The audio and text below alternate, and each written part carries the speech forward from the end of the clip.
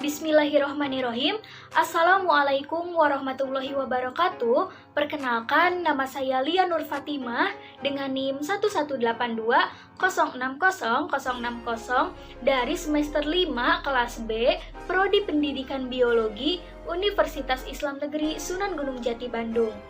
Pada video kali ini, saya akan membahas materi pembelajaran dari mata kuliah biokimia, di mana akan ada 3 pokok pembahasan materi yang akan dibahas. Yang pertama yaitu mengenai struktur fungsi lipid, yang kedua tentang metabolisme lemak, dan yang ketiga yaitu mengenai sintesis asam lemak. Baik, langsung saja kita masuk ke pokok pembahasan yang pertama, yaitu mengenai struktur dan fungsi lipid. Nah, mungkin kebanyakan orang menganggap bahwa lemak dan lipid merupakan sesuatu yang sama, padahal berbeda loh. Karena lemak itu merupakan subkelas dari lipid. Artinya, dalam kata lain, lipid ini memiliki cakupan yang lebih luas daripada lemak. Lemak mungkin termasuk ke dalam lipid, sedangkan lipid belum tentu lemak. Nah, untuk itu, lipid itu apa sih? Jadi, lipid merupakan senyawa organik yang terdapat dalam alam yang memiliki sifat nonpolar atau tak larut dalam air.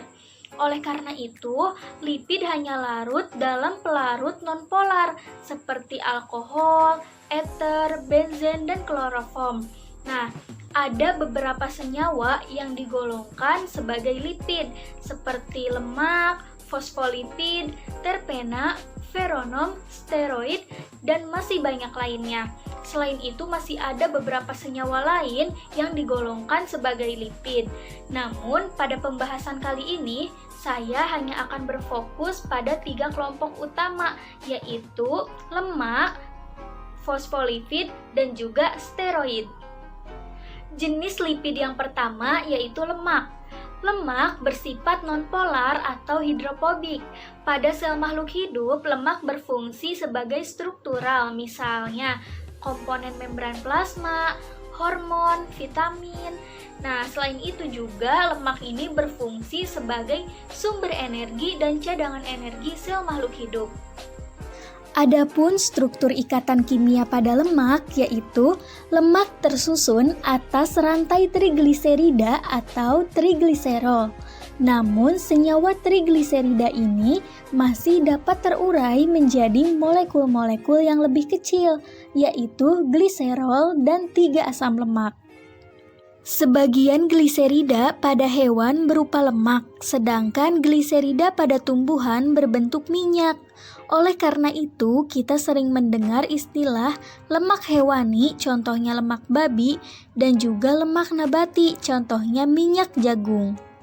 Yang selanjutnya yaitu ada asam lemak. Asam lemak ini merupakan komponen lipid yang paling sederhana karena ia hanya berupa rantai hidrokarbon yang memiliki gugus karboksil pada salah satu ujungnya.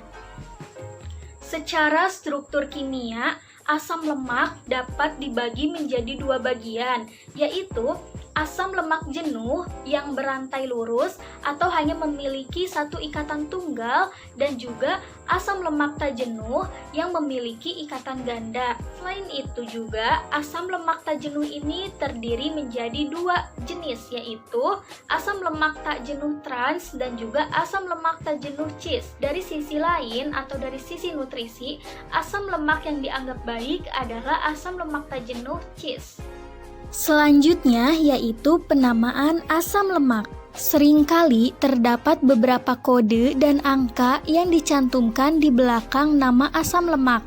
Contohnya yaitu angka yang pertama menunjukkan jumlah atom C yang dimiliki asam lemak. Lalu, angka yang kedua menunjukkan jumlah ikatan rantai ganda. Sementara bagian terakhir adalah simbol omega yang menunjukkan letak rantai ganda pertama bila dihitung dari atom karbon yang paling belakang. Baik, setelah lemak, kelompok lipid yang kedua yaitu adalah fosfolipid. Nah, fosfolipid ini memiliki bentuk yang sangat mirip dengan trigliserida. Jika trigliserida memiliki 2 gliserol dan 3 asam lemak, Maka fosfolipid ini terdiri dari gliserol, 2 buah asam lemak, dan ditambah dengan gugus fosfat. Nah, molekul fosfolipid ini dapat dibagi menjadi 2 bagian, yaitu bagian kepala dan bagian ekor, di mana keduanya memiliki sifat yang berlawanan.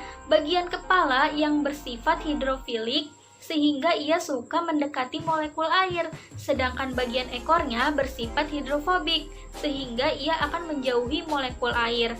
Karena sifatnya yang unik ini, fosfolipid akan membentuk pola tertentu bila dimasukkan ke dalam air. Jenis lipid yang terakhir, yaitu yang ketiga, adalah steroid. Nah, steroid ini memiliki bentuk yang berbeda dengan 2 kelompok sebelumnya. Apabila pada lemak dan fosfolipid memiliki bentuk molekul yang panjang, maka steroid ini memiliki bentuk molekul yang cenderung membulat. Nah, steroid sendiri merupakan senyawa nonpolar yang terdiri atas 4 cincin yang memiliki rantai samping yang beragam. Contoh steroid yang paling banyak ditemukan dalam jaringan makhluk hidup adalah kolesterol. Nah, kolesterol ini merupakan zat yang diperlukan dalam biosintesis steroid. Baik, untuk selanjutnya kita masuk ke pokok pembahasan yang kedua, yaitu mengenai metabolisme lemak. Nah, lemak merupakan ester yang tersusun dari 3 asam lemak dengan 3 gugus alkohol serta senyawa gliserol. Sedangkan metabolisme adalah suatu rangkaian atau proses yang terarah dan teratur di dalam sel tubuh melalui reaksi-reaksi kimiawi sehingga diperlukan dan dihasilkan bahan-bahan tertentu seperti unsur, molekul, dan energi.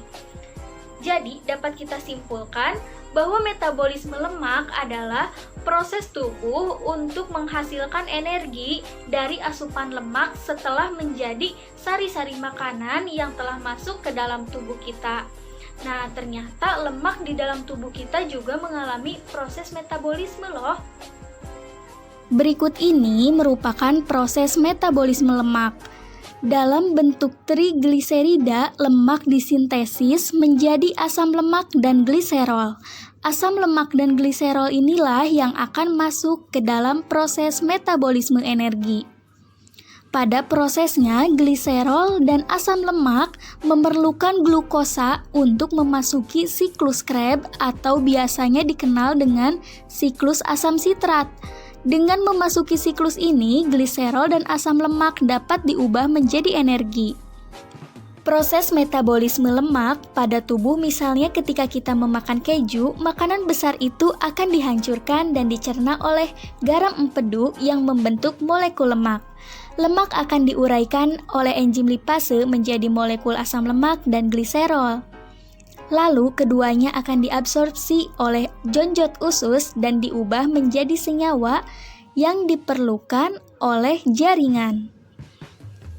Hasilnya, sebagian besar disimpan di dalam jaringan adiposa dan sisanya lagi akan diekskresikan atau dikeluarkan melalui ginjal dan paru-paru. Kemudian apa saja sih fungsi dari lemak ini? Nah, fungsi dari lemak yang pertama yaitu sebagai cadangan energi dalam tubuh. Yang kedua, dapat sebagai insulasi tubuh untuk mencegah kehilangan panas pada tubuh.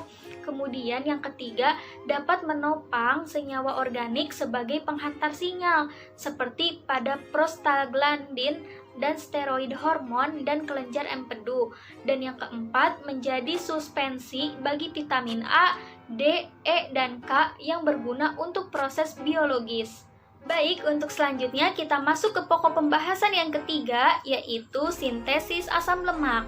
Nah, seperti yang kita ketahui, lemak merupakan sumber energi yang baik, oleh karena itu mereka disintesis dalam organisme hidup sebagai cadangan makanan jangka panjang dan sebagai penyusun struktur membran. Sintesis lemak ini adalah proses anabolik yang terjadi dalam sitoplasma. Selanjutnya merupakan proses di mana tubuh melakukan sintesis asam lemak. Di sini dapat dilihat bahwa glukosa akan mengalami glikolisis. kemudian menghasilkan pirupat. Pirupat ini dalam mitokondria akan menjadi asetil CoA. Kemudian asetil CoA ini akan masuk ke dalam siklus Krebs menjadi sitrat. Sitrat ini kemudian akan bisa melepaskan OAA dan menjadi asetil CoA kembali. Dan asetil CoA yang terbentuk ini akan diubah menjadi malonil CoA oleh asetil CoA karbosilase. Dan malonil CoA inilah yang nantinya akan memasuki proses sintesis asam lemak dengan bantuan NADPH. Tanpa NADPH, proses sintesis asam lemak tidak akan terjadi.